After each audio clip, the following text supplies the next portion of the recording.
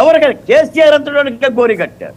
కాబట్టి నేనేమంటానంటే, నేను ఒక మాట చెప్తాను సార్, సబ్ కలెక్టర్ కార్యాలయంలో ఫైళ్లు దగ్ధం అయితే ఏమంటారంటే మాజీ ముఖ్యమంత్రి, కలెక్టర్ ఆఫీసులో లేవా, ఎంఆర్ఓ ఆఫీసులో లేవా, ల్యాప్టాప్లో లేవా అంటారా సార్? అంటే దగ్ధం అవ్వమనే, దగ్ధం చెయ్యమనే ఇదే?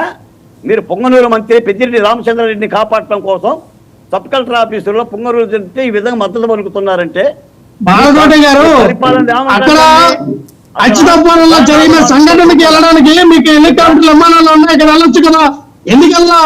మధ్యాహ్నం 1 గంటన్నర జరిగితే రాత్రి 1 గంటన్నర వరకు కూడా ఆ సంఘటనలో ఎంతమంది చనిపోయారు, ఎంతమందికి గాయాలైనవి, ఎంతమంది ఇబ్బందులు పడుతున్నారు, కనీసం ప్రభుత్వానికి బాధ్యత లేదా? ప్రకటించాలి కదా.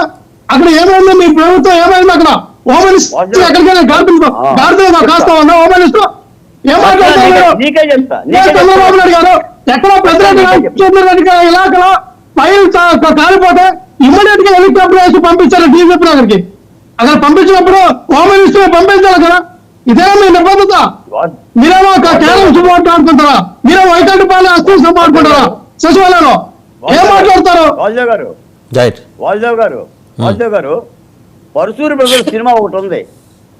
ముఖ్యమంత్రి బస్సులో వస్తే ఏమంటారంటే, ఇంత ప్రమాదం జరిగితే బస్సులో వచ్చాడంటే తీరిగ్గా ఎప్పుడు వస్తాడు, ఎలా వస్తాడు అని. విమానంలో వస్తేనేమో ఇంత ఖర్చు పెట్టుకొని దర్జాగా వచ్చాడు ఏంటి అని అంటాడు. లక్ష్మణ, ఆ పార్టీని బతికిస్తావా? 4 నీళ్లు కూడా నువ్వే పోసేటట్టున్నావు. అసలు ఒక సంఘటన జరిగితే ముఖ్యమంత్రి కష్టపడిపోయకపోతే విషయాన్ని చూడకుండా, సబ్జెక్టు చూడకుండా పోయి మంకనాయం అసలు చంద్రబాబు నాయుడు గారిని నింపి పెట్టిందని చెప్పు ఆ పారామీటర్, ఆ పారా ఫ్యాక్టరీకి. అసలు తెలుగుదేశం వాళ్ళు చంపేసి ఉంటారు అని కూడా చెప్పినా మీరు ఆశ్చర్యం లేదు. ఇలాంటి ధోరణ మూలానే వాసు గారు ఇక్కడ కాలువగట్ల పంచాయతీకి వంపు చెట్ల దగ్గర తగాదాలకైతే నేను రాలా.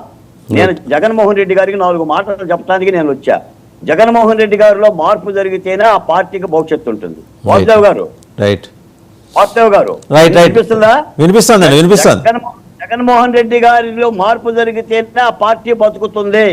నిన్న కూడా చంద్రబాబు నాయుడు గారు మీరు ఆయన మారు మనసు పొందాలి అని చెప్పేసి మీరు కోరుకుంటున్నారు, అట్లాగే జరుగుతుందని ఆశిద్దాం. మారు మనసు కాదు సార్, మారు మనసు పొందటానికి ఇదేమి అసలు మారు మనసు కాదు. ఆయన చేసిన పాపాలు, శాపాలు, తాపాలు పశ్చాత్తాపడాలి, క్షమాపణ కోరాలి.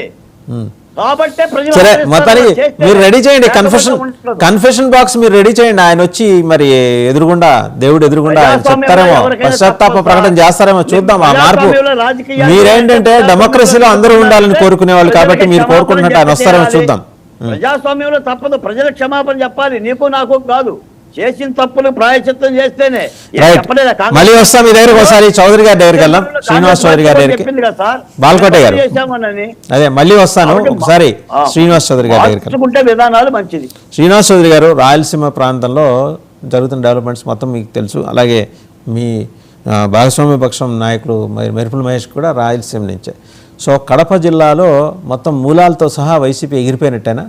ఎందుకంటే కుటుంబంలో కలహాలు కారణంగా